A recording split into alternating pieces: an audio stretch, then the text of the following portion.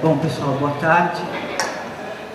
Nós vamos hoje dar prosseguimento ao ciclo de debates referente ao exercício de projeto Espaços da FAO.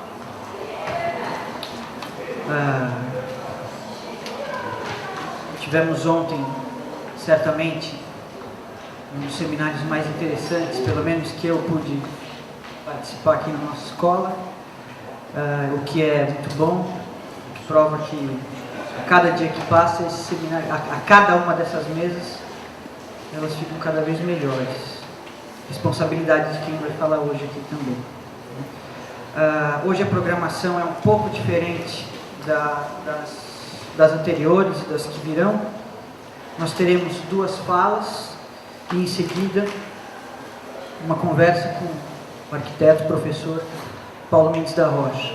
Então, certamente hoje a condição de coordenador da mesa vai ser um pouco de lidar com o tempo aí dos comunicadores. Eu gostaria de chamar para compor a mesa de hoje a arquiteta, mestre e doutora pela FAUSP, Neide Joper Cabral, pesquisadora de desenvolvimento do campus Butantã e membro da coordenadoria dos espaços físicos da USP, docente de urbanismo, que vai falar para a gente hoje um pouco sobre o setor das humanas na cidade universitária.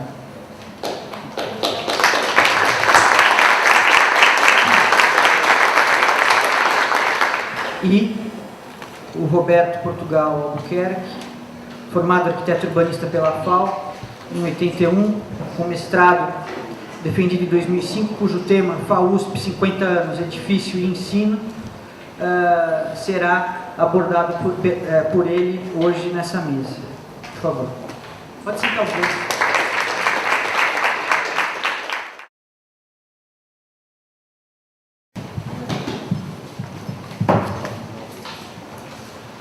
Boa noite. Queria agradecer o convite, a oportunidade de estar aqui. Eu sugeri que essa apresentação fosse a primeira, porque eu acho que ele dá um panorama geral, né? O título da apresentação é o setor de humanas aqui da cidade universitária Armando de Sales Oliveira, que é esse espaço assinalado em vermelho nessa primeira fotografia, essa situação atual da cidade universitária. Por favor. Aqui tem um pequeno roteiro do que é essa apresentação, né? Então, nós temos uma tradição de institutos isolados, diferentemente de outros países. Nós temos uma tradição de institutos superiores, né, de educação, de pesquisa, isolados. A nossa tradição nunca foi a da universidade. Então, as nossas universidades brasileiras, elas foram criadas já no século XX, e mesmo depois delas criadas, a Universidade do Brasil foi a primeira, continuavam os institutos isolados sendo criados, né, e atuantes. Então, em 1934, quando a USP foi criada, tentou-se romper essa tradição. Algumas das primeiras universidades brasileiras, elas eram só uma reunião de institutos, e eles continuavam, né, de faculdades, eles continuavam formando alunos independentemente uns dos outros. Então, para ter uma ideia de universidade, era preciso romper com isso. E a ideia foi criar, juntamente com a USP, uma faculdade eminentemente universitária, que foi a Faculdade de Filosofia, Ciências e Letras. Nessa faculdade, haveriam os cursos básicos que formariam todos os alunos da universidade.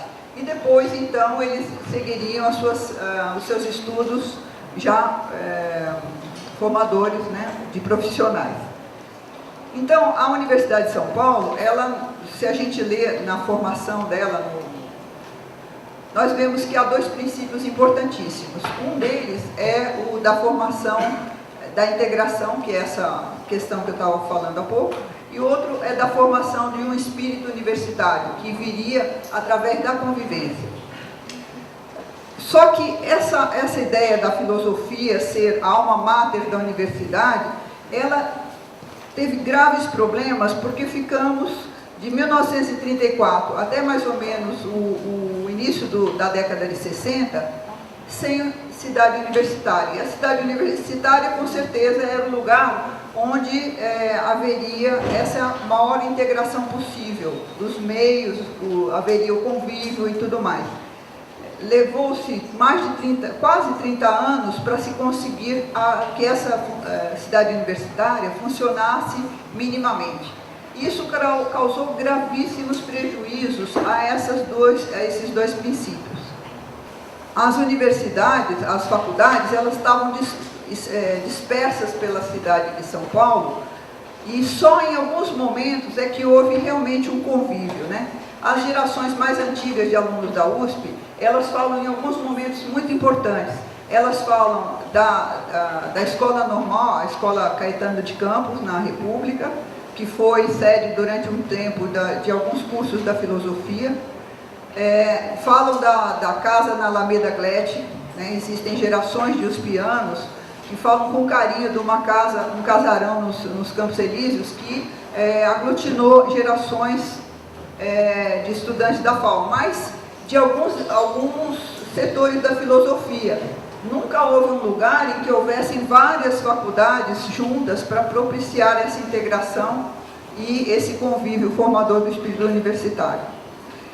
O núcleo que a gente poderia apontar como mais próximo disso foi exatamente a Rua Maria Antônia, onde estavam uma série de, aqui eu assinalo, quantos anos o Departamento de Matemática, o Departamento de Estatística, Administração, as Ciências Humanas, o Departamento de Letras, ficou durante 19 anos naquela rua. A Faculdade de Ciências Econômicas e Administrativas, 25 anos. E lá próximo, a Faculdade de Arquitetura. Então, nesse setor de humanas, aqui na cidade universitária, tentaria se recriar essa convivência de anos e anos das poucas faculdades que conseguiram ficar próximas umas das outras na Universidade de São Paulo. Olha, isso aí é um diagrama, né, do Jorge Americano, apontando quantos quilômetros separavam algumas dessas unidades. A física funcionava na Brigadeiro Luiz Antônio, tinha da Alameda Glete, tinha lá o núcleo da Maria Antônia. Então, apesar dali, desde 1941, o terreno já foi separado da Fazenda Butantã para servir como cidade universitária, ela estava realmente muito distante e aqui a universidade ela se esparramava pela cidade. E também não era um empreendimento fácil, né? Porque a Fazenda Butantã, que criava cavalos para servir para vacinas, ela tinha toda aquela área mais próxima ali do rio, o rio não estava canalizado e tinha todos esses meandros. Isso aqui são leitos, né? Que hora o leito estava lá, hora aqui. E era esse tipo de terreno, aqui a colina, né, que deveria ser a futura cidade universitária. Só que é o primeiro plano que houve, olha, teve muitos planos para essa cidade universitária. Como a gente tem diga-se de passagem que esse material todo é um extrato da minha tese de doutorado, que é a USP, os modelos, os projetos e os modelos e projetos. Eu trouxe esse especialmente porque, além de ser um dos primeiros, ele tem uma concepção interessante, que é um eixo transversal aqui ao Rio Pinheiros, e uma reunião de faculdades com a filosofia aqui, que realmente seria um espaço muito pequeno, onde tudo estaria. Aqui por trás estaria o apoio dessas faculdades, né? Mas, enfim, esse é um dos planos, embora singelo, né, simplesinho, ele é um dos planos em que realmente a gente enxerga que poderia ter uma convivência aí.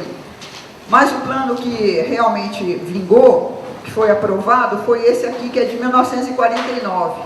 Ele reverte o eixo, né, ele passa a pegar carona aqui num eixo aqui da Companhia City, desse loteamento aqui na entrada da cidade universitária, e cria um ambiente profundamente monumental. Essa avenida de entrada ela teria 100 metros de largura e o eixo focal dela seria a reitoria aqui.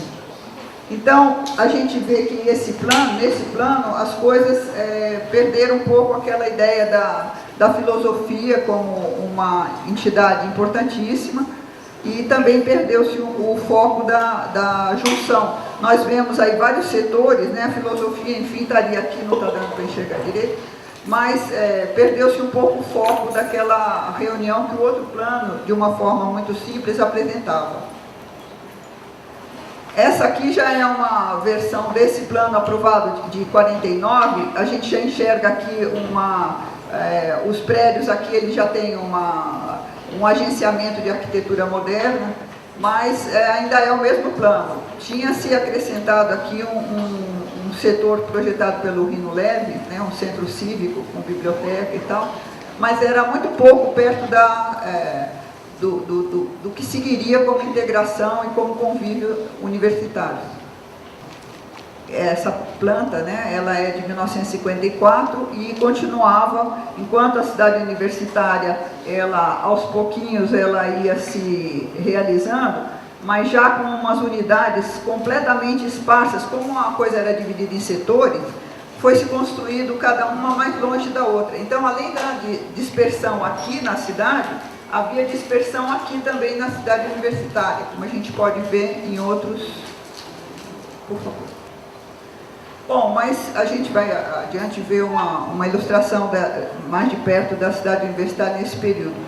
Mas a gente chama atenção para várias coisas que estão acontecendo no Brasil, importantes, que vão ter reflexos dentro aqui da cidade universitária, né? Como usando o JK, a transposição da capital para Brasília, vários professores que vão atuar no setor de humanas participam do concurso para o Plano Piloto de Brasília, a inauguração do Parque Ibirapuera, a virada de poder aqui dentro. Em vez de os professores catedráticos que eram bem mais velhos, assume uma nova geração de professores catedráticos, dentre eles o pai do professor aqui presente. Esse escritório de engenharia e arquitetura passa a ser chefiado pelo Hélio de Queiroz Duarte, um arquiteto muito importante, que também contrata outro de peso, que é o Paulo de Camargo e Almeida, que participou inclusive do concurso de Brasília junto com Artigas, né? E, afinal de contas, além desses outros atores, outra geração que está no poder, aqui aparecem os recursos para as obras, porque durante muito tempo o foco de construção não ficou sendo a cidade universitária, não se deu prioridade para ela. Compravam-se outras sedes, para não falar das três faculdades isoladas, fortíssimas, que pré-existiam a criação da USP, né? A Faculdade de Medicina, a Faculdade de Direito e a Politécnica, as três com sede pela cidade, nenhuma das três querendo vir para essa cidade universitária suburbana e com ruas enlameadas, tá certo? Então, também nós temos nesse período umas coisas muito importantes, que tem o replanejamento, que a gente vai ver a ilustração disso daqui a pouquinho. Em 1956, o Hélio de Queiroz Duarte, ele propõe rever o plano da cidade universitária, aquele aprovado em 1949.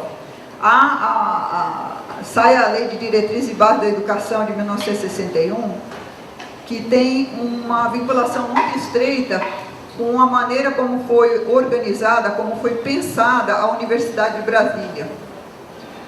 A Universidade de Brasília, ela colocava num instituto, que é o Instituto Central de Ciências, todas as disciplinas, né, toda essa parte de pesquisa, e criava em volta as faculdades. Bem,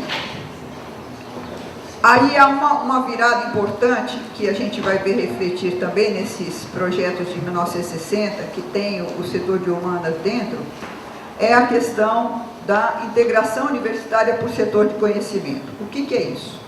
A Faculdade de Filosofia deixa de ser o cerne da USP, o cerne da criação da USP. A Faculdade de Filosofia, ela começa a se esgarçar enquanto ideia, substituída por outro modelo. E esse modelo é um modelo de integração por setor do conhecimento. Então, se não era possível ter uma faculdade que desse química, né, para o médico, ou para o dentista, ou para o professor que ia dar química mais tarde. Então, que pelo menos por setor do conhecimento, essas cadeiras básicas pudessem existir para formar, para fazer essa integração universitária. Isso aqui é em 1958, a cidade universitária. Vocês vejam que nada ainda está muito construído, né? Isso aqui são ruas em terra, mas nós já temos vários prédios aqui dispersos, né? O biênio da Poli, alguns da biologia, e aqui o prédio da reitoria. É a mesma coisa, mais de perto. Eu só mostrei aqui que no setor de humanas ainda não tinha nada, né? Nem o arruamento que hoje tem. Aqui é só uma ilustração de como as construções estavam dispersas aqui dentro da USP. Isso aqui já é o viário do replanejamento do Hélio Duarte, né? Coisas bem mais simples, com pistas simples também, bem mais retas. Esse é o plano de 1961, que foi discutido pelo conjunto de professores, que tratou do setor das humanas também. E aqui a gente já enxerga, né? Aqui são os prédios do setor das humanas. Então, aquela questão da integração por setor de conhecimento, teria aqui no setor 3 as humanidades. Aqui a história e geografia, aqui as letras, aqui uma coisa assim que não tem muito que ver com humanidades, que é a geologia, petrologia, mineralogia, aqui as ciências sociais e aqui a FAO, aqui a matemática. Então, desse plano todo aqui, a gente vai se deter mais aprofundadamente aqui. Mas outro ponto muito importante desse plano é exatamente essa praça central, que seria o convívio de toda a cidade universitária, ela se daria aqui, e o conjunto residencial dos alunos, também para propiciar esse convívio aí, essa formação do espírito universitário. Então, aqui em 62, 63, aquele mesmo plano ele foi revisto, né? Não se esqueçam que há um escritório técnico trabalhando com o planejamento, mas temos professores da FAO que fizeram o molde do plano de 61. Eu só trouxe esse porque ele foi modificado, né? Entraram outros atores, como o Oswaldo Bratic, fazendo a praça, essa praça do convívio maior. Pode passar. Bom, aqui, quando eu fiz esse doutorado em 2004, eu fui conversar justamente, né, com os professores que tinham feito os projetos desse setor da humanas. E aqui eu recortei alguns dizeres que eu achei mais relevantes para hoje, né? Consegui falar com o Paulo Mendes, com o Joaquim Guedes e com o Pedro Paulo de Melo Saraiva, né? Mas eu acho que vocês, lendo em X aí, né, há uma ideia de fazer uma praça de convívio. A FAO ela teria sido acrescentada um pouco depois, mas com um perfil de que ela se separaria daquela linha da Poli. Ela tenderia a ter trazer para perto de si, ou estar próxima do convívio com os sociólogos, com os filósofos, os literatos, enfim, né? Criando aqui uma cultura de humanidades. Isso é um aspecto que talvez vocês destaquem na próxima apresentação, né? Mas o Pedro Paulo lembrou a questão de como esses prédios, apesar de um espaço muito generoso, eles eram baratos, porque praticamente, apesar de ter uma estrutura cara, praticamente depois não havia grandes acabamentos, apesar de no orçamento, né? Bom, aqui, como não havia, eu não encontrei nenhum desenho desse setor de humanas, como os prédios estariam colocados, como eu tinha a planta dos térreos, de todos os térreos, então eu peguei a base da aerofotogrametria, do mapeamento aerofotogramétrico de 73, que é um disponível logo depois, né, da década de 70, de 60, no comecinho da década de 60. Aqui já há alguns prédios, como o da administração da filosofia, que, claro, não existiam, né, em 1961, 62. Mas, de qualquer forma, é interessante porque aqui as curvas de nível elas já estavam preparadas para esse prédio do Paulo Mendes, porque esse prédio aqui e também o do Pedro Paulo, eles chegaram a ser estaqueados, eles não foram construídos, mas quase, né? Eles chegaram a ter todas as fundações executadas, mas depois não foram concluídos, né? Porque veio o golpe de 64 e pelo menos o prédio do Pedro Paulo eu consegui rastrear algumas reuniões havidas com os professores envolvidos, né, com os futuros ocupantes do prédio, e eles queriam janelas e coisas do gênero. Então acho que foi uma conjunção de fatores, mas eles quase conseguiram ser construídos. A FAO só saiu do papel porque houve muita insistência do diretor à época, muita insistência em fazer o prédio e tal, o prédio acabou saindo. Mas esse prédio da FAO, o das Ciências Sociais, estão aqui, né? História e Geografia do Eduardo Corona, a Letras do Milan, do Carlos Milan, a Geologia, Paleontologia, Mineralogia e Petrografia do Pedro Paulo de Melo Saraiva, a Sociologia e Filosofia do Paulo Mendes, a Arquitetura do Artigas e a Matemática do Guedes. Desses prédios todos, o Guedes ele admitia que a matemática não fazia parte desse conjunto, porque isso era uma família de projetos. Acho que isso é que é interessante a gente observar, né? A FAO ela não é um prédio único, ou pelo menos ela é parte de um conjunto, ela tem ecos nos projetos desses outros prédios aqui, ó, não da matemática, mas desses outros prédios, principalmente ecos aqui, né? Não é que a FAO ecoa aqui, todos eles são concebidos conjuntamente e eles têm um mesmo partido, que é o partido dessa integração da arquitetura moderna entre o interior e o exterior, os térreos livres. Por quê? Porque a ideia seria que o aluno que estivesse aqui na História e Geografia, ele poderia vir por aqui, passar por aqui, passar por aqui, passar por aqui e passar por aqui. Então haveria possibilidade de você ir caminhando e encontrar sempre um oásis, uma cantina, uma biblioteca, que permitisse e propiciasse esse convívio mais estreito, né? Afinal de contas, o que a gente queria? O que a universidade sempre quis? Uma integração e um convívio formador do espírito universitário. Então, esse conjunto de prédios, com a mesma linguagem de arquitetura moderna e com esses térreos vazados, essa falta de limites entre o interior e o exterior, eles seriam uma experiência muito importante, né? Muito interessante. Essa distância daqui até a matemática tem cerca de 1 quilômetro. Claro que para o pessoal que estava lá na Maria Antônio, talvez fosse até uma distância excessiva. A FAO estava colada, né? Tem o quê? Uns 200 metros lá.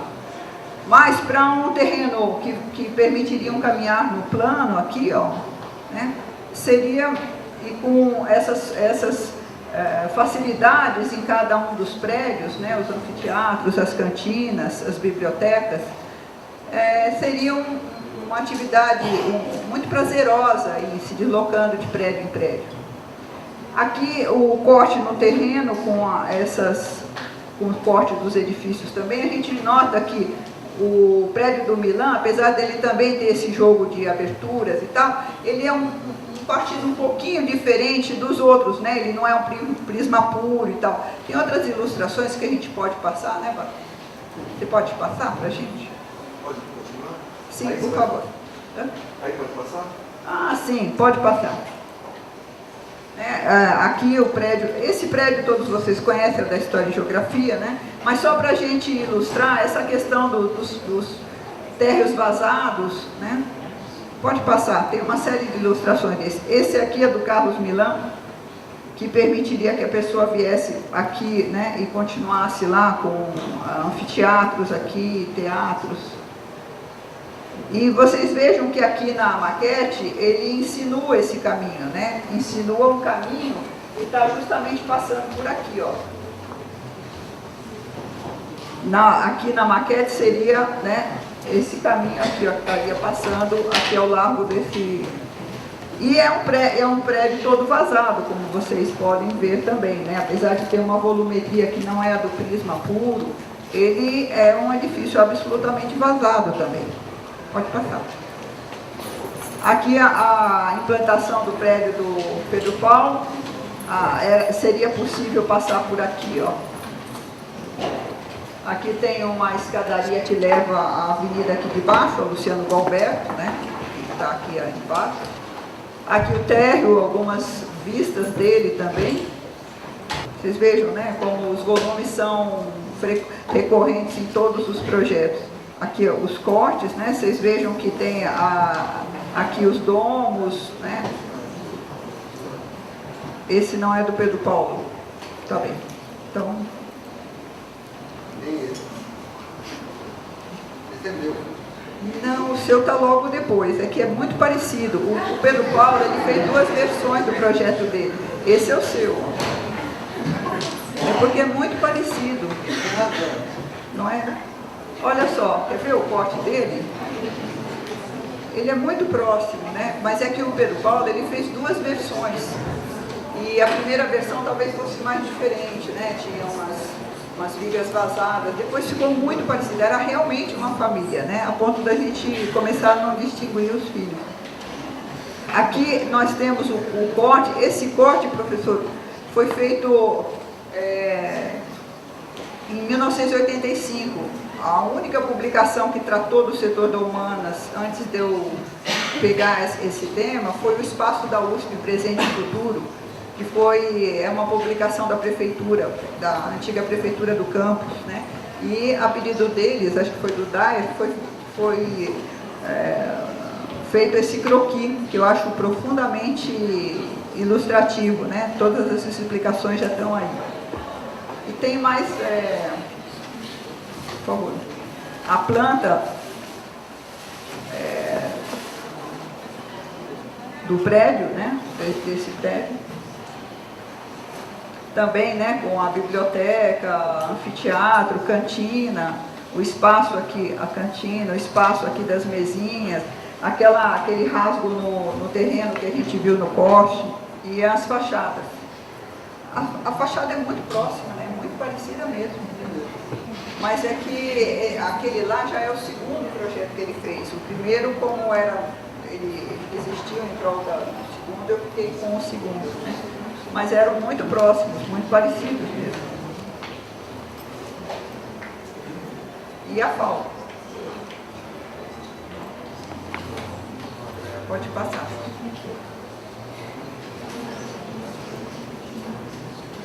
Pode passar. Eu vi que junto do seminário a pessoa pode ter o corte maravilhoso.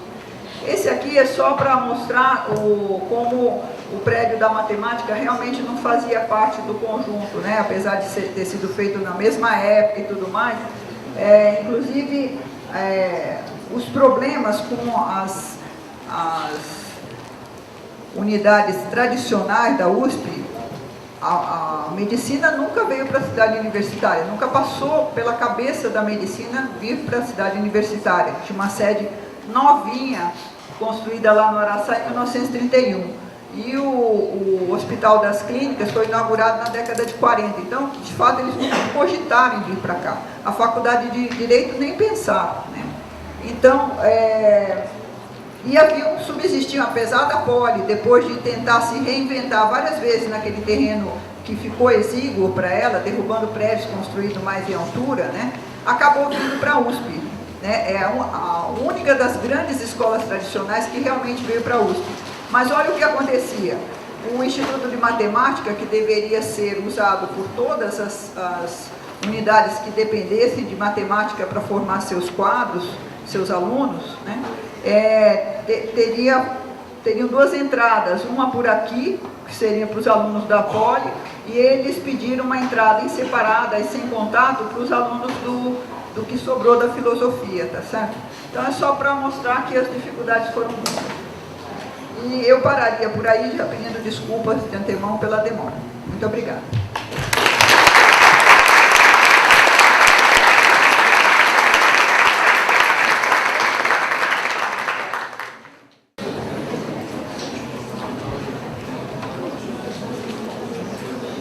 Boa noite. Eu vou falar um pouco especificamente da FAO. Foi pedido para eu falar sobre a reforma de 62 e a reforma de 68, que são as primeiras grandes modificações do ensino na Faculdade de Arquitetura. Um pouco repetindo o que foi colocado, na época de 55, né, que era a época do Juscelino, era o começo da democracia e era uma época de planejamento. As pessoas pensavam muito em planejamento.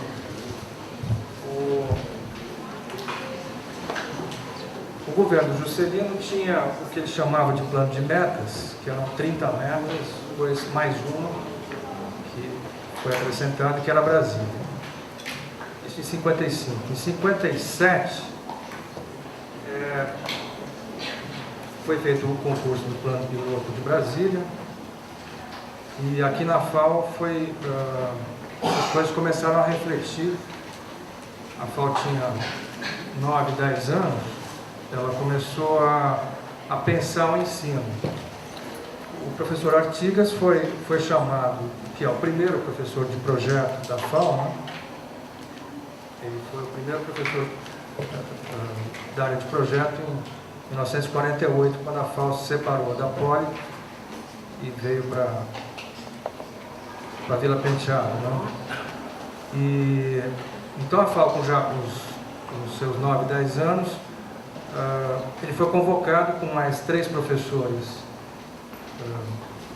que eram o Hélio Duarte, o Abelardo de Souza e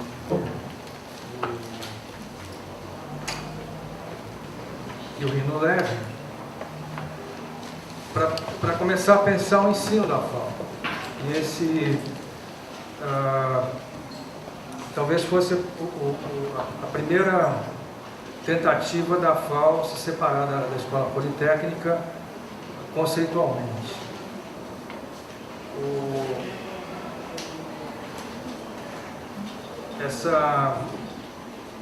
Essa proposta de 57, ela pretendia modificar, por uma questão técnica, né, ela não podia mexer nas disciplinas. Então, o que foi possível pensar nessa época foi a modificação da ordem das disciplinas, e foi proposto que o começo do curso fosse mais técnico, para que os alunos tivessem uma instrumentação para desenvolver projetos a partir do 3º ano. Então só foi permitida essa mudança na seleção das cadeiras, né? A FAO tinha 24 cadeiras, eram disciplinas em todas as áreas, mas elas não tinham um agrupamento, né? Então, uma das ideias que o Artigas propôs foi que elas fossem agrupadas por áreas de conhecimento. Então, formação científica, aplicação técnica, cultura apropriada e o ateliê. As aulas eram de composição, não tinha ainda o ateliê, né? Isso em 57. 58 é talvez a grande conquista da FAO, né? Que começou a se pensar o ateliê, que seria não seria um departamento, seria um local onde todos os conhecimentos iriam se somar para a produção de projetos.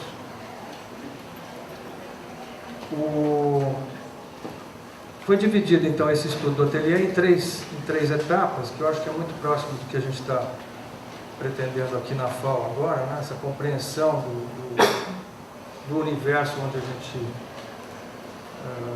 quer dizer, uma análise crítica da situação que a gente vive como profissionais, como estudantes, né, pesquisadores, a gente tem algumas restrições técnicas do tipo do MEC ou da própria USP, que, quer dizer, isso tudo se repete. Nessa época, tudo isso foi pensado, e também foram pensadas em algumas conclusões e recomendações de encontros, seminários, congressos que estavam tendo.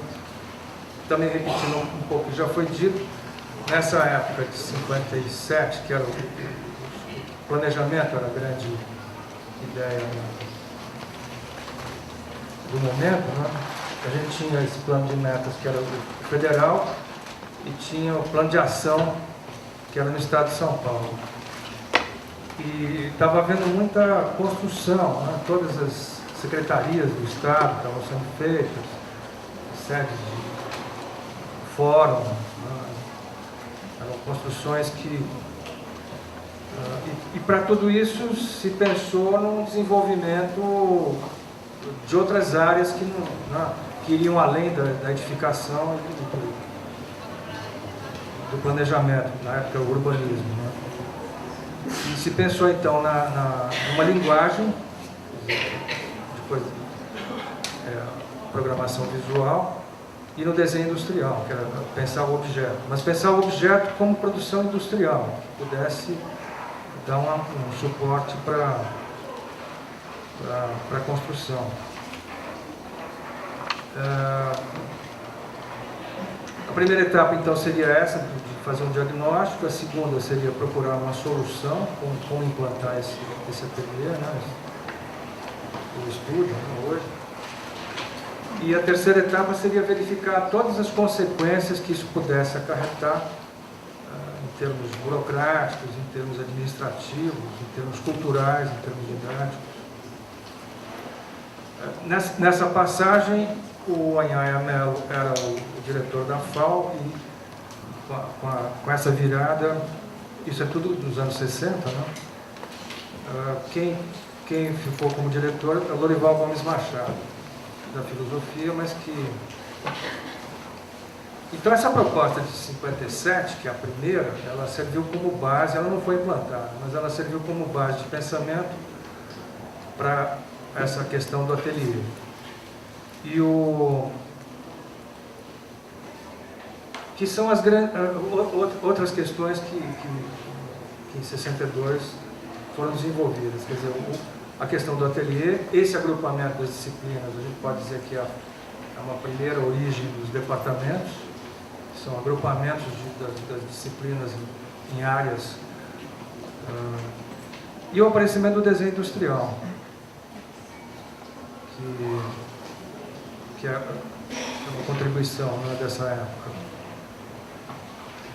O projeto, então, ele passa a ter um componente que era trazer a prática dos escritórios e dessa prática que estava, né, que era a construção de Brasília, que era o plano de ação, algumas construções pelo estado de São Paulo inteiro, né, trazer isso para o ateliê.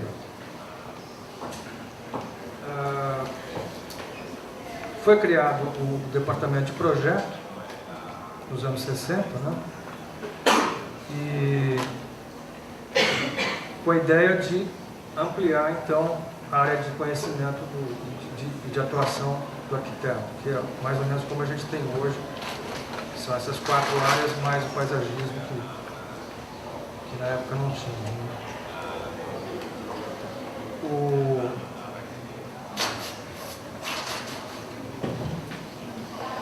O ateliê e o departamento de projeto, eles implantados nessa primeira fase, eles permitem uma compreensão da escola, e é nessa época que o Artigas desenha os riscos originais, que é essa publicação tentando retratar, né, que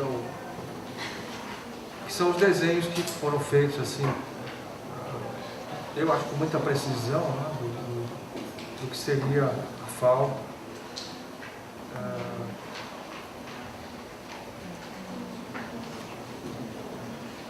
Depois dessa fase de 62, a outra reforma foi a de 68.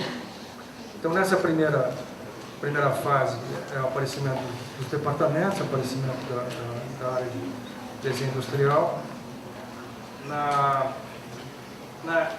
Na segunda fase, que é 68, 69, é a passagem, a mudança de escala da escola e a passagem dessa escola para cá, para a cidade universitária. Foram algumas modificações internas, quer dizer, a FAO passou de 40 alunos para 150 por turno. A tentativa, o artigo dizia que ele pretendia chegar a 200 ou até continuar, era uma mudança de escala, de pequena escola para outra escala, um prédio. A Vila Penteado tem 1.500 metros, aqui a FAO tem 24.000. Então são outras dimensões, outra proposta. Né? Com essa construção do prédio novo, a prática que se tinha na época era de fazer grandes palestras, grandes reuniões. Aí foi feito o Fórum de 68. Essa proposta de ensino que acabou gerando esse edifício para abrigar essa proposta de ensino foi discutida nesse Fórum de 68, ainda lá na FAO Maranhão. A FAO mudou para cá e teve um outro fórum em 69 para confirmar essa série de discussões. Agora, entre o Fórum de 63, que referendou a reforma de 62, e o Fórum de 68, teve o golpe de 64. Então, tem uma paralisação aí da possibilidade do desenvolvimento do pensamento, que não impediu, acho que isso é uma tradição da FAO, não impediu que a gente pensasse quais são os projetos que a gente quer, quais são as ideias que a gente pretende. Só que aqui dentro da universidade, outra coisa que diferencia 62 de 68 é que em 62 a FAO pensava como é que ela ia se organizar. Em 68 ela já está dentro de uma USP e tinha uma pressão externa um pouco da ditadura, que era a reforma universitária, a implantação dos departamentos, o fim da cátedra, a substituição da cátedra pelos departamentos, que no fundo é trocar 6 por meia dúzia, né? Eu acho que só tirou a questão da vitalícia do catedrático, mas, bom, então a ideia era essa divisão das disciplinas e a fusão no ateliê. Essa era a base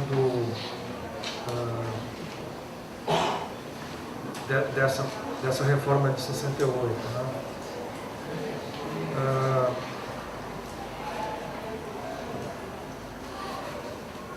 Eu acho que basicamente é isso. O resto a gente podia discutir. Só como curiosidade, não eram 3 departamentos que a FAO tinha na época, eram 4 departamentos, tinha de projeto, história, de construção e de ciências. E de atividades interdepartamentais. Eu acho que essa também foi uma ideia que está ainda aí, né? Eu acho que o espaço, a gente teria um fórum nessas atividades extracurriculares, teria um fórum anual, que é um balancete, que eu acho que também é muito próximo disso que a gente está fazendo, um balancete da situação como está, um museu que iria gerir toda essa parte cultural e botar em prática as ideias do fórum, e o AI, onde seria desenvolvida a pesquisa. Eu ficaria por aí, eu acho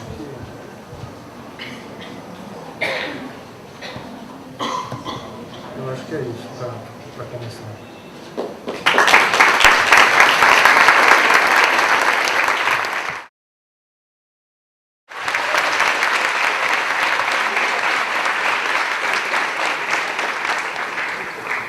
Muito obrigado pela gentileza da recepção.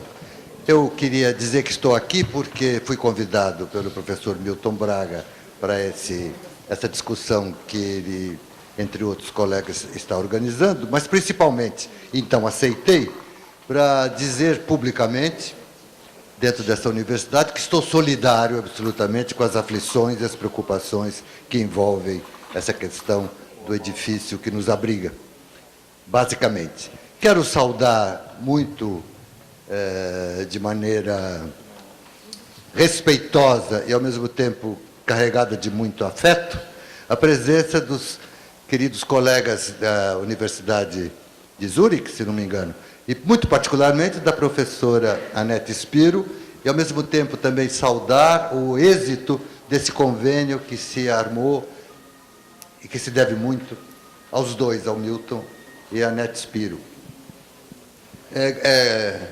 Ouvimos, eu também ouvi essas últimas duas apresentações, onde ficou, eu espero que vocês tenham percebido, o horizonte de tudo isso, como foi difícil a montagem dessa universidade, o que não está ainda montada, digamos, mas principalmente o que eu queria dizer, e que se viu nas últimas apresentações, da professora Nilce e do Roberto Klein.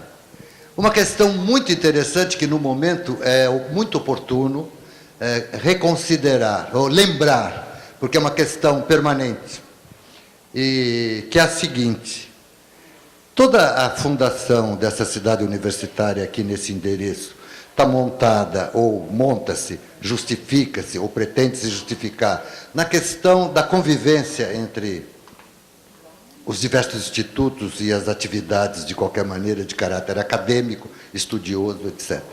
E, com isso, se funda, ou se escolhe um terreno, foi falado mesmo em pavimentação, um terreno encharcado, coisas assim, uma várzea, para fundar uma cidade universitária cuja universidade estava na cidade. Portanto, a questão que nos atinge imediatamente, enquanto arquitetos, na condição de quem pode dizer que a questão da arquitetura anda com o tempo, não há nenhum dogma que a oriente definitivamente no tempo histórico, diz o seguinte, que o recinto da convivência é a cidade. Portanto, você negar isso, afastar-se para os arrabaldes e se trair, chamando aquilo de cidade, mostra perfeitamente que, para nós, até essa crítica não é nem tão difícil. A integração entre as atividades, particularmente de pesquisa, de ensino, se dá no recinto da cidade.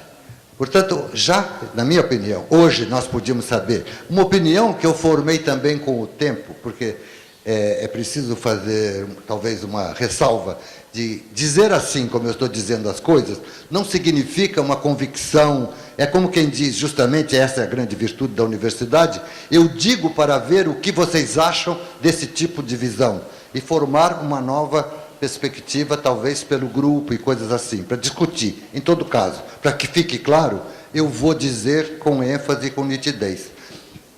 O caráter afirmativo, portanto, deve ser levado nesse nível. O recinto ideal da universidade é a cidade. Tanto que, historicamente, algumas das cidades mais extraordinárias, digamos, do mundo que vivemos, foram fundadas em torno da universidade, justamente ao contrário.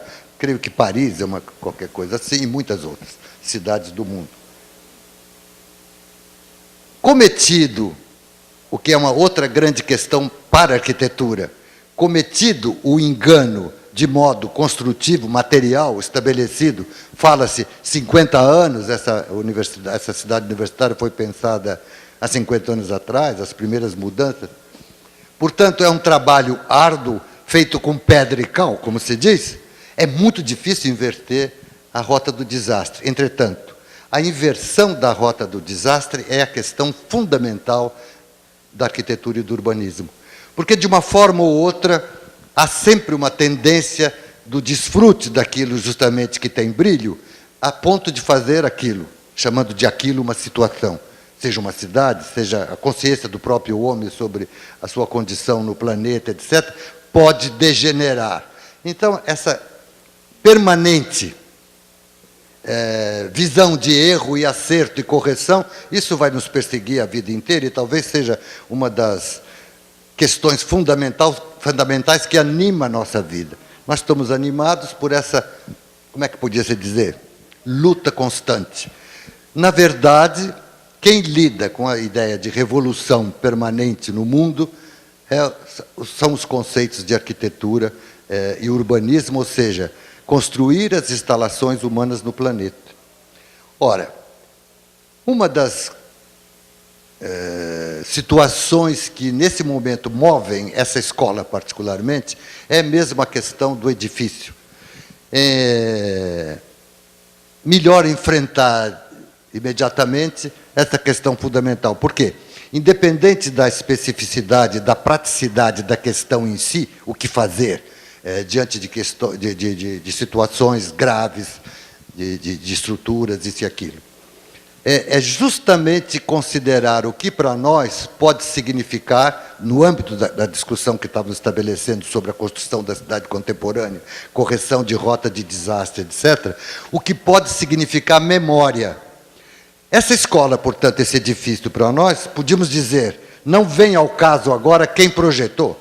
Se é o professor Villanova Artigas, diz, o projeto é meu. Quando você defende, é porque você endossa, porque aquilo tem um valor de discurso inestimável. Não se trata de conservação de patrimônio, no caso, patrimônio nosso, de conhecimento para os arquitetos, pura e simplesmente como algo, talvez até anacrônico e inútil, que deve ser conservado para se ver como memória. Não, é uma memória ativa, porque diz que é uma transformação do espaço em relação aos conceitos mais tradicionais, pode-se dizer mesmo, correntes e acadêmicos de instituto de ensino, corredor, sala de aula, etc. Coisa que se nota em alguns projetos da época, para essa mesma universidade, inclusive, como um plano crítico interessante de considerar como eram alguns desses edifícios. E o que é esse edifício? Para dizer que a arquitetura feita em como construção, ela é também um discurso de grande valor e de grande energia. E insubstituível. Essa é a grande força de uma visão desse tipo. Eu tenho que manter para continuar vendo e poder continuar o discurso. Porque o futuro, principalmente nas questões mais corriqueiras e mais contundentes para a má política de destruição desse mesmo patrimônio, é a ideia de funcionalismo estrito sensu, então falta isso, falta aquilo. Justamente, quando o mundo tem que andar, é preciso que haja uma matriz em torno da qual aquilo possa se transformar. Portanto, nós sabemos que, principalmente, como elogio mesmo da técnica, o que quisermos que fique como está e o que tivermos que ampliar, no sentido de anexos, etc., essa matriz deve aguentar.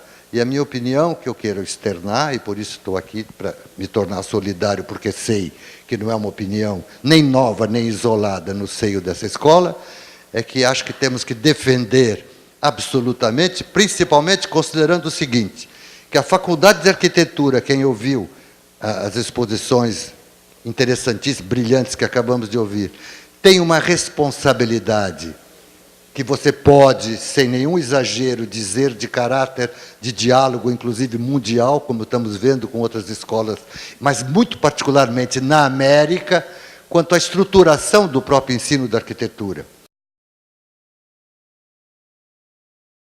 Se nós estivéssemos de acordo com uma visão simples, tranquila, de que é impossível não conhecer ou não cogitar das questões do estado do homem no planeta atualmente, que mentalidade temos, o que une, hoje se chama sustentação, e questões ligadas à natureza, etc, etc. Se nós não soubermos como andam os homens, como se distribui na sociedade, se não cogitarmos dessa dimensão no universo da filosofia e da crítica, se não soubermos construir, e, ao mesmo tempo, quem é capaz de conhecer profundamente, de dominar, Matemática, mecânica dos solos, tecnologia de construção, cálculo de concreto armado, possibilidades futuras, pesquisa, sociologia, geografia, antropologia.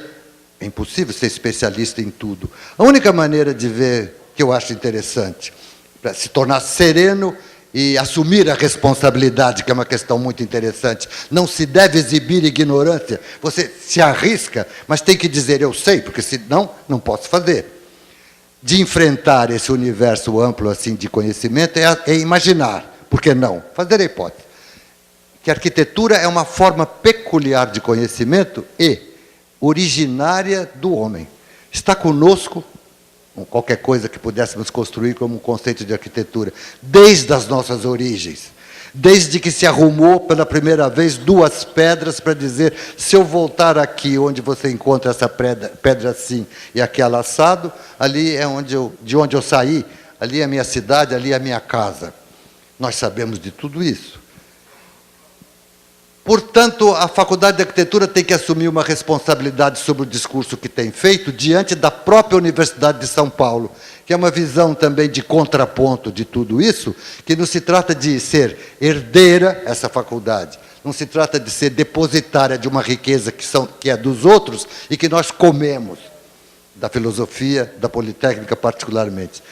Reverte-se o processo, ou ele convive de maneira dialógica, com a ideia de que a faculdade também de arquitetura, na Universidade de São Paulo, tem uma responsabilidade imensa de alimentar, digamos, o cogito do cognitivo para todas as outras escolas da universidade. Se bebemos da filosofia, temos que devolver também indagações específicas da filosofia e coisas assim, etc. No fundo, trata-se de construir a cidade contemporânea. No fundo, trata-se de assumir a situação em que estamos nesse momento no planeta. No fundo, trata-se de assumir e talvez até gozar de uma circunstância muito particular da nossa época, que já se fala um discurso universal de todo mundo sobre questões fundamentais, ninguém mais discute que o planeta é uma pequena pedra que gira perdida no universo, que somos parte, estamos submetidos a uma mecânica celeste. Não se discute mais isso. Pode-se dizer hoje que se estabelece uma circunstância quase de caráter que caracteriza aquilo que chamamos uma cultura popular capaz de mover o mundo, porque torna o nosso discurso capaz de receber uma solidariedade, de uma aflição de todos aqueles que têm consciência que habitamos esse pequeno planeta no universo. No momento em que sonha-se com possibilidade real expandir a vida humana no universo, já vivemos em grande parte fora da gravidade, da atmosfera, há laboratórios que flutuam no espaço, ninguém discute mais isso. Vivemos numa época estimulante, porque entre a fogueira para a qual foi condenado Galileu, nós temos hoje um prêmio de $1 milhão, chamado Prêmio Nobel, para os cientistas. Alguma coisa andou para frente, digamos, ou andou para modificar muitas das questões que nos oprimiram no passado. Estamos na América.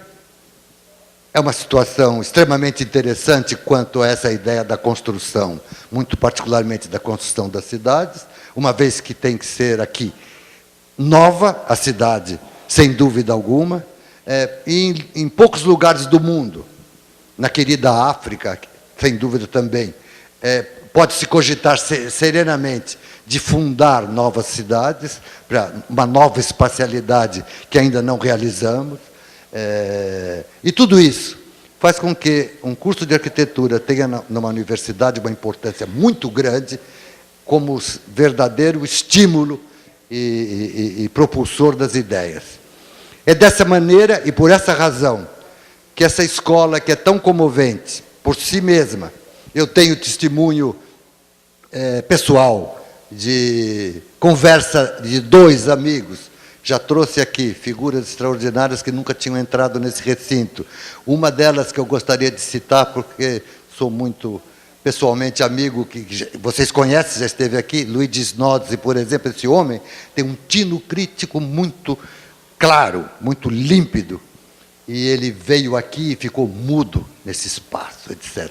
Porque é uma disponibilidade que não se encontra, é um discurso sobre o valor da disposição espacial e da transformação em nós mesmos que saímos da casa, do pequeno, de um país que tem ainda muito que fazer para corrigir o plano da educação, para algo muito estimulante pelo simples fato de estarmos aqui olhando um para os outros e circulando por tudo isso. A presença da biblioteca, a ideia desse céu iluminante, a possibilidade de transformação com os instrumentos atuais de todos esses recintos e, principalmente, os arquitetos sabem, algumas transformações que eventualmente se fará a partir dessa matriz, sem absolutamente deformá-la.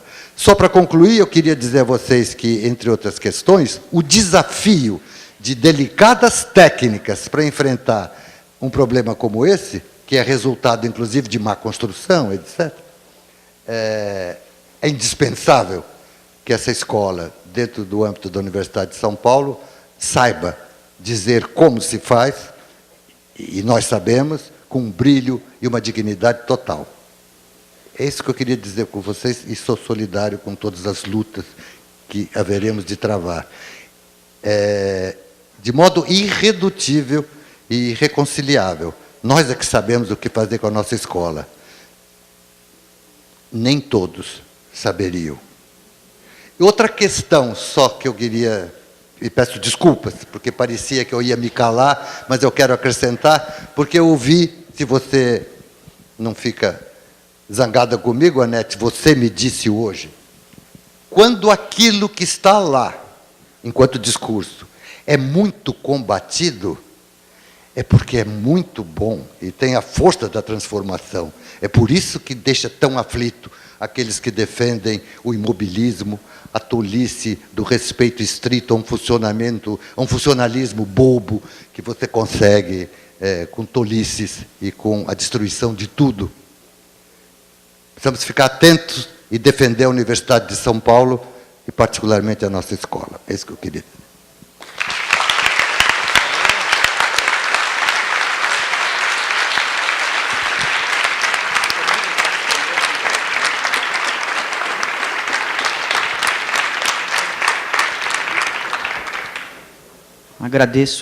Agradecemos, né, as palavras de estímulo e confiança do professor arquiteto Paulo Mendes da Rocha, e eu gostaria de abrir para perguntas para os componentes da mesa de hoje, dessa mesa transitória, Roberto, a Neide e o próprio professor Paulo. Guilherme Wisnik. Oi. Eu gostaria de fazer uma pergunta simples, mas que não ficou clara na apresentação da Neide e também o Paulo, estando aqui, podia esclarecer melhor. Eu fiquei sem saber se haveria uma ligação entre os prédios do Corredor das Humanas, se estava previsto, de fato, essa ligação, ou ela é só uma ideia poética? Bom, Guilherme, desde que eu estudava aqui, eu sempre ouvia falar nesse setor das humanas e nesse caminho. Era uma conversa recorrente, um assunto recorrente aqui entre os alunos da FAU, da minha época de faculdade, né? E, para te responder assim, bem claramente, não houve um traçado entre esses prédios, mas poderia ter havido. Por quê? Porque eles estavam praticamente no plano, né? Apesar o platô ali, ele desceu um pouco da História e Geografia em direção aqui à matemática, à FAU, era praticamente no plano. E era 1961, 62. O que nós tínhamos em Brasília? Nós tínhamos uma cidade que tinha as ruas asfaltadas e o pedestre deveria andar no meio do gramado. Lúcio Costa disse para a gente andar no meio do gramado, né? Então, se simplesmente tivessem construído os prédios e houvesse essa possibilidade da pessoa se deslocar facilmente num terreno quase que plano, se fosse simplesmente gramado, ele já teria rolado, né? Mas, respondendo assim objetivamente, não encontrei nenhum projeto, entrevistando as pessoas também, não encontrei nenhum indício, porque imagino que as pessoas iam andar pelos gramados. Não sei se era isso que você queria ouvir. Eu quero falar sobre isso, que é o seguinte, lembrar, não é responder a pergunta, lembrar o seguinte, quando um edifício, enquanto você está numa alameda, andando, etc., ao longo de qualquer caminho, em sequência, como estavam esses edifícios, encontra vários edifícios, onde não há porta de entrada, não há necessidade de se identificar para entrar, como é o caso da FAO. E se isso se repetir em 3, 4, 5 edifícios, eu não acho que essa solução seja nenhuma solução ideal, mas vejam o que acontece. Se repetir em 3, 4 edifícios, que, por sua vez, com essa intenção, no caso, que eu considero precária, mas para lembrar, eu discuti isso com os colegas, a convivência, nesse térreo, que você entra na mesma marcha a pé, vai encontrar, assim livre para que você entre, o vestíbulo, de um modo ou de outro, do grande auditório da escola, ainda que tenha vários, como no caso desse. O grêmio dos estudantes, onde se troca ideias e conversa, sem dúvida nenhuma, em qualquer escola, a cantina e a biblioteca. Está feito a convivência entre todos os recintos.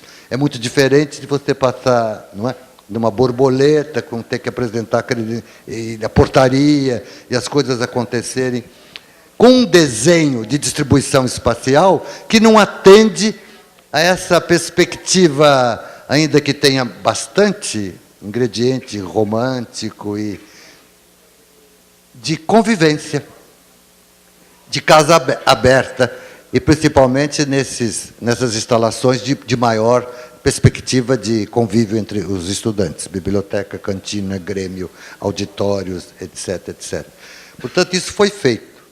Mas eu fico com o que disse, que cidade e a congregação das escolas se faz no âmbito da cidade propriamente dita, através de boutiquins, livrarias, metrô, convivência em quem vai jantar em qualquer, e comer pizza, encontro físico, encontro matemático, não é fazendo esse tipo de coisa que tem um caráter mais ou menos tolo, de jardinzinho e coisa. Eu acho um pouco infantil a ideia de cidade universitária, campus universitário.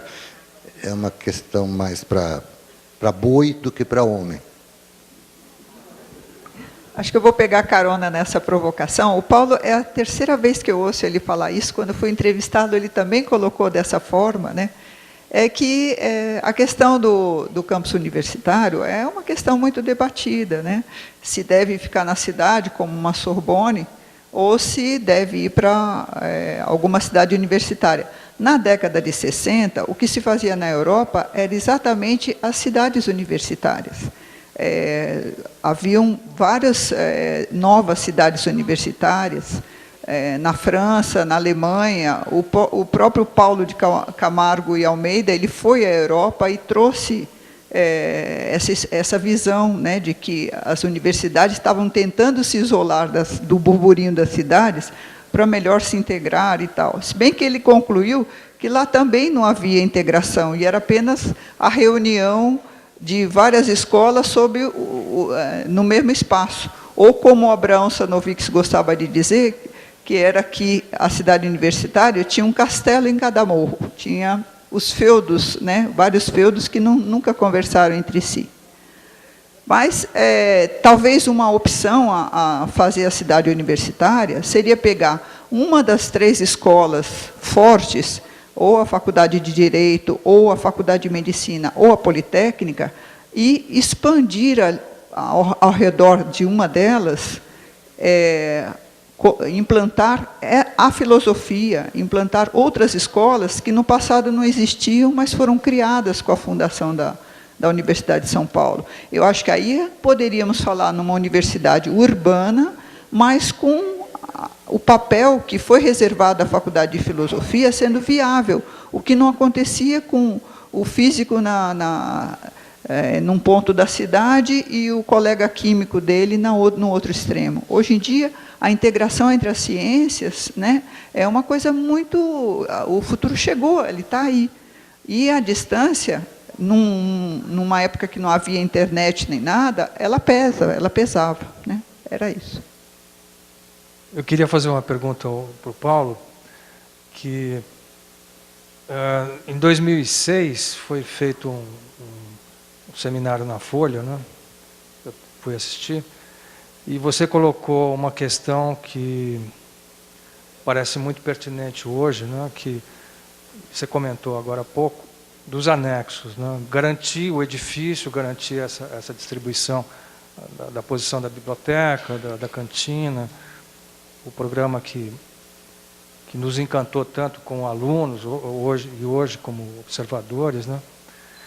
E é uma dificuldade que a gente está vivendo, que são esses anexos, né? Para onde vai a pesquisa, como interligar esse anexo que já existe hoje, das oficinas, e principalmente a ideia que você colocou lá na Folha, que se você tiver disponível a falar, que era um prédio que você falou que poderia ser resolvido no estacionamento, um prédio de 30 por 30, que cada andar resolveria 1.000 metros quadrados, se fizesse uma torre de 10, porque são questões que, sabe, onde é que a gente põe os 400 mil desenhos da biblioteca, que estão hoje todos... Né? Ou essas questões que, assim, furou o tanque do Estúdio 3, está vazando na biblioteca, quer dizer, eu acho pertinente, se você quiser falar, né, essa colocação desse edifício, como você vê essa questão do anexo? Eu acho que esse momento é muito delicado, eu não gostaria acho que não se deve, nesse momento, ficar dando palpite como se fosse, o projeto pode ser, não sei como seria o projeto. De qualquer maneira, a partir de uma matriz, a ideia de anexo é facilmente compreensível, ele pode ser mais bem feito ou menos bem feito, um anexo. É preciso saber fazê-lo oportunamente. Mas parece que é mais ou menos claro que isso sempre se pode fazer. Não é? Se a universidade não tivesse saído da cidade, por exemplo, mais ou menos seria o mesmo critério que deveria se adotar, como expandir uma escola politécnica onde ela estava. Os alunos iam a pé até o Rio Tietê fazer remo, esportes, ali na Rua Três Rios. Em frente à Rua Três Rios, do outro lado, aquilo é uma praça, Praça Fernando Prestes. Há uma área imensa que era um presídio. Foi desativado, fizeram uma série de bobagens lá, tudo podia ser a Politécnica.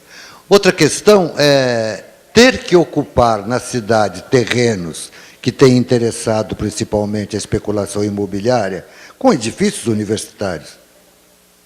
Tem que se expandir esses edifícios, etc. Não é? E assim eu acho que é fácil imaginar, qualquer um de nós, que a universidade podia ter ficado na cidade. Uma vez que isso já está desmanchado. O metrô acabou de chegar aqui, tem que abrir, transformar isso numa cidade de algum modo, eu também não sei como.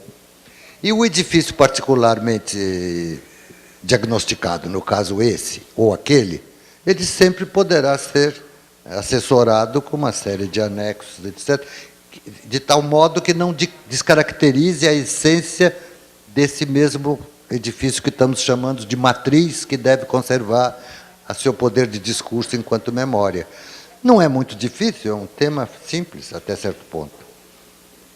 Outra questão é política mesmo, de bom senso e estratégia, de não colaborar com a possibilidade de um desastre. Concursos e coisas assim, não faz muito sentido. Deve haver um grupo de professores que sabe como fazer, uma comissão, discute-se isso e aquilo e faz.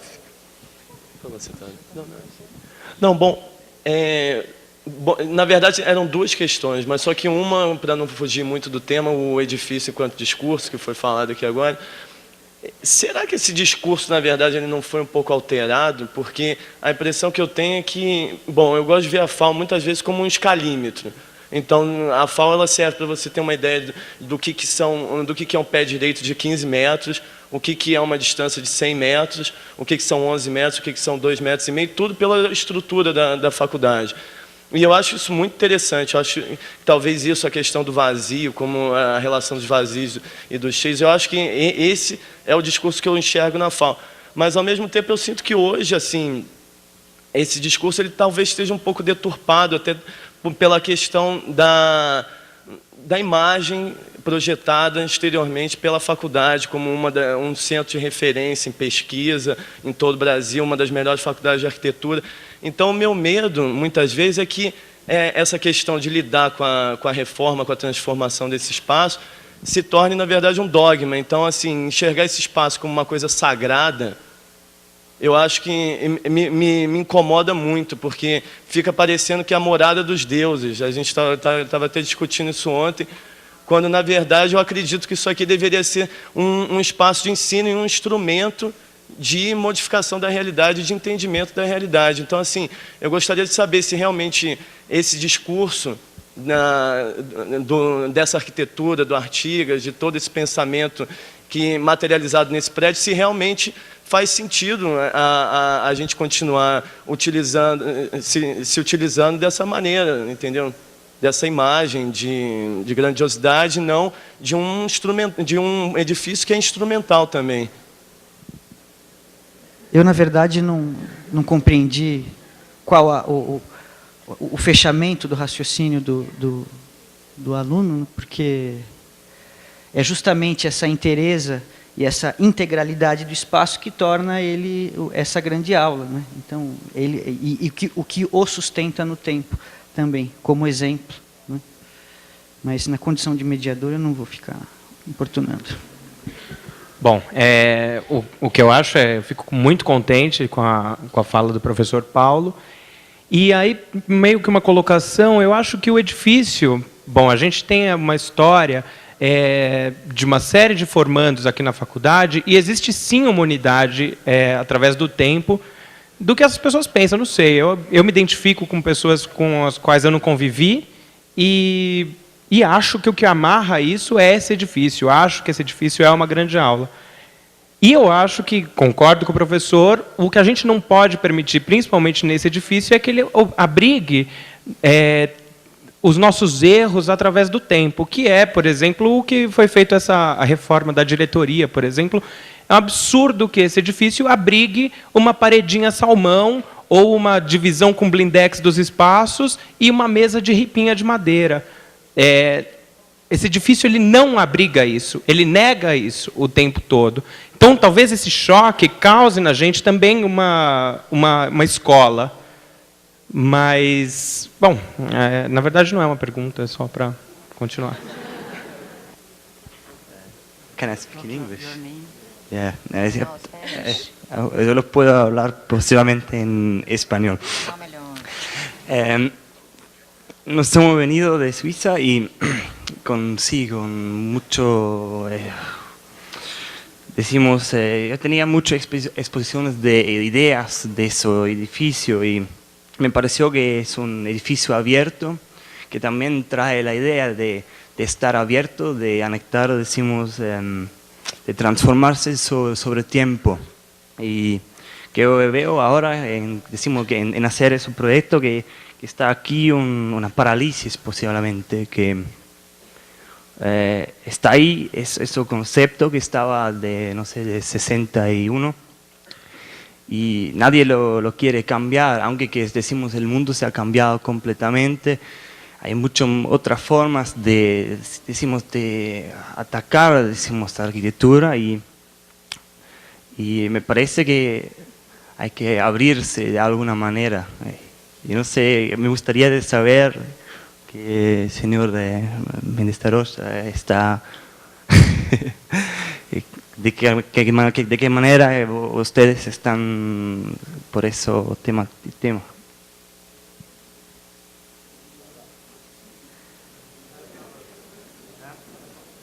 Yeah. How flexible do you see the building? Like.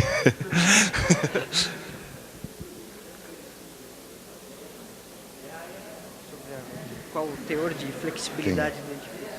Bem, vocês estão vendo que a questão é muito delicada. Mas talvez valha a pena refletir sobre o seguinte: se nesse tipo de contestação, digamos, contra as paredes, contra o edifício, não há uma carga de infantilidade muito grande, de justamente falta de formação intelectual. Porque o que se espera é que esse edifício, ou questões como a questão desse edifício enquanto memória, demonstre a sua capacidade de transformação e faça com que você que quem contestou, principalmente o primeiro discurso do jovem que falou em sagrado e coisas assim, que são manifestações fáceis de se aderir, ninguém quer nada sagrado, ninguém quer nada um dogma. O que o edifício está dizendo é que transforme-se você, faça você o seu projeto, porque se você destrói a matriz, esse discurso cessa. É uma visão um tanto edipiana, você mata o pai e acabou o discurso, pois fica fácil. Não é essa a questão. Essa escola é tão instigante, e como qualquer outra, que fosse assim, representativa de um pensamento, que na ocasião, a história da faculdade da Universidade de São Paulo, é uma história de atualização de algo que tinha parado no tempo, por outro lado. Desenho industrial que apareceu nessa escola. Bem, mas Rietveld e já na mais remota antiguidade se produzia utensílios, etc. Não é uma novidade, é que estavam atrasados no tempo, etc. Põe-se isso dentro da escola e tudo isso. Quem se transforma é a universidade, não é a porta por porta, coisa por coisa. Essa é uma visão doméstica, infantil, que leva a casa burguesa a fazer o quarto da menina cor-de-rosa e o do menino azul. Eu não tenho escrúpulo de dizer para vocês prestarem atenção, e eu posso estar enganado, se não há um grande infantilismo nesse tipo de discurso, que diz, por que a escola é sagrada? Por que eu não posso tocar na escola? Arrebenta a escola toda, não estuda nada, vai embora e larga o desastre, e acha que é um grande inventor e é muito criativo, porque botou prego na cadeira. Bem, a minha opinião é essa. As coisas são muito delicadas. Com as mesmas 25 letras. Shakespeare escreveu o que ele escreveu, o Guimarães Rosa escreveu o que escreveu. Os códigos fundamentais é que amparam a criatividade, não a destruição das matrizes. Eu não sei por que penso muito assim, que é muito interessante você progredir, enfrentar os tempos presentes, sem uma transformação que esconda o discurso que foi feito antes. É muito diferente as duas posições. Se nós precisarmos destruir tudo cada vez para dizer que somos contemporâneos ou modernos, o que é pior, o mundo seria um desastre. Toda a questão, por exemplo, do colonialismo está centrada nisso. Eu tenho que chegar lá e transformar tudo. E construir igrejas, como os espanhóis, principalmente os espanhóis fizeram. Digo isso pela monumentalidade das civilizações incas, astecas. Você solapa tudo com o pretexto de que você é que é dono da verdade, ao contrário. Quem destrói é que se imagina dono da verdade. E uma verdade que nasce a cada geração com cada pequeno, mal educado, jovem, dessa sociedade consumista que está aí e que diz isso, cuja caricatura, talvez a mais engraçada, é essa do quarto cor-de-rosa e do quarto azul. Cuidado! Eu acho que estamos aqui reunidos, somos muitos, né? Não sei se essa paralisia com relação ao debate ou com relação... Você estava me falando da paralisia que os estrangeiros acham que a gente teria, né? Você falou em paralisia, para mexer no prédio. se o prédio é o discurso, eu acho que a essência desse prédio são algumas coisas. Uma delas é a questão de ser absolutamente aberto para o exterior. Eu acho que, em contraposição à parede pintada de salmão, eu imaginaria que é destruir a FAO se há um fechamento dela em relação ao exterior. Por quê? Porque é da essência da FAO ser aberta para o exterior. E isso é a linguagem da arquitetura moderna, na qual ela foi beber, né? Essa desintegração entre os espaços internos e os espaços externos é parte da essência da FAO. A questão de ter um salão caramelo, que é visível de qualquer dos pontos da FAO, de qualquer andar, e onde aconteceram sempre, o convívio aconteceu, os espetáculos. Quando eu estudava aqui, tinha espetáculos de dança no Salão Caramelo. Tínhamos música, tínhamos capoeira, tivemos muita coisa, né? Era uma época política meio bicuda. Mas, enfim, se a gente subtrair a visibilidade do Salão Caramelo, se a gente destruir a possibilidade dele abraçar confortavelmente espetáculos e convívio, exposições e tal, então a gente está mexendo na essência da FAO. Esse tipo de coisa, e a gente poderia até pensar, puxa vida, seria tão interessante se o anexo da FAO, já que a gente também está falando em anexo, se ele resgatasse essa possibilidade de eu sair andando ali pelo térreo, pelo Salão Caramelo e chegar ao anexo. Não, eu tenho que dar uma volta extraordinária, sendo que estava previsto que ali também teria uma abertura. Então, eu acho que essa questão claro, é muito delicado, com certeza. É o fio da navalha, com certeza. Mas eu acho que algumas coisas são muito fáceis da gente começar a classificar o que é a essência da FAO e que deve permanecer. Só como provocação, estou vendo tanta gente aqui. Bom, eu acho que eu tenho algo a falar sobre a essência da FAO, que é recente, é bem interessante. Eu tive aqui no mês de julho, todos os dias. Então, eu testemunhei quando a FAO passou a ter um contingente de segurança uniformizada, terceirizada. Eu não entendi ainda direito o que eles são, mas eles tinham que ficar no prédio. E eles tinham que fazer a guarda do prédio. E aí eles estavam os 3 alinhados na rampa que sobe para a lanchonete. E eu pude conversar com eles, depois de achar muito engraçado ficarem 3 seguranças ali parados e com um bilhete que não entrava sem autorização.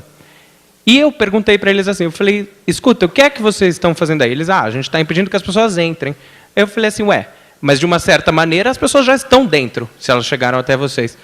E eles concordaram, falaram, não, realmente, né? Então a gente precisa, se a pessoa não for bem-vinda, a gente precisa levar a pessoa para fora. Aí eu perguntei por que eles não ficavam na projeção do prédio. E eles falaram que é porque daí eles já estariam fora.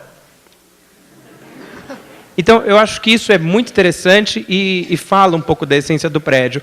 Mais da essência do prédio, da escola, quando o professor Paulo fala da transparência do céu que ilumina, a gente tentou... Foi isso, não foi, professor? Tentam ludibriar a gente com respostas que, em teoria, seriam invisíveis. Quando é proposta uma cobertura que seria legal porque ela seria invisível, eu acho que isso é uma afronta. E todo mundo que está nesse auditório tem que se sentir ofendido quando escuta uma coisa assim. Da mesma maneira que, não sei se todo mundo sabe aqui, mas fala um pouco sobre a essência do prédio também. Os caixilhos que fecham a diretoria, aonde deveriam ser abertos, né, onde não teria os caixilhos, eles são de madeira. Está lá, para qualquer pessoa ir lá e bater. São caixilhos de madeira que nem sequer funcionam como os caixilhos do resto do prédio. São maximars de madeira e estão lá. A diretoria foi reformada, nem se pensou em orçar e fazer o caixilho original. Então, é mais a respeito da nossa essência, né? É Jacobino. Daniel Jacobino. Oi, meu nome é Estevão. Eu compartilho muito dessa opinião de que a FAO ela tem um questionamento muito intenso, já que isso aqui virou uma terapia FAO, né? E uma coisa que eu vejo muito nela é mais ou menos o que ele estava falando, que a FAO ela não consegue oprimir ninguém. Às vezes eu me faço um exercício de imaginar uma guerra acontecendo dentro da FAO. E você começa a perceber que o único jeito de uma guerra acontecer dentro da FAO é todo mundo se matar. Porque não tem onde se esconder, não tem onde você se perder, não tem, são caminhos gigantes, dá para você ver a pessoa em qualquer lugar. Então, eu até queria fazer uma pergunta, por que esse sentimento de liberdade, esse sentimento de talvez essa perda, essa dificuldade de lidar com o amplo, com o coletivo, está tão difícil hoje em dia, né? Isso você pode ver até pelo uso do salão caramelo, que está cada vez menor, as pessoas se reúnem cada vez menos.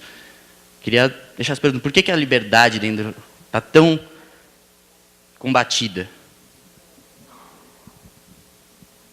Bom, eu acho que lidar com o coletivo é muito difícil porque as pessoas são diferentes, né, por definição.